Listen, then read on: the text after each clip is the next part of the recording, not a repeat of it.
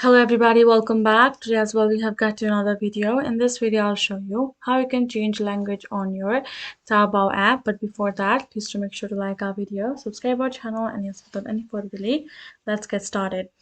So for that, as you can see right now, I'm over here in the browser and in the Taobao Global, which is already in the English translated, and you will be able to use it. So apparently, even if you would like to change the language for Taobao app or the website, the only available language would be for you English, which is that is what you're translating on your browser to, right? If you go right, you're simply translating the language of your browser through of your website through your browser to English.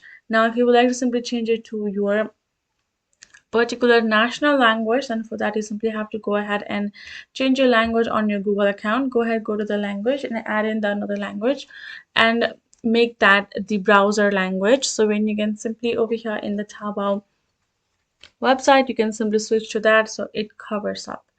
Otherwise, the only language preferred is available to the English, and you can only translate it English through the browser itself. There's no such option for in Taobao app as well. So hope this video helped. Thank you so much for watching. I'll see you guys in our next video.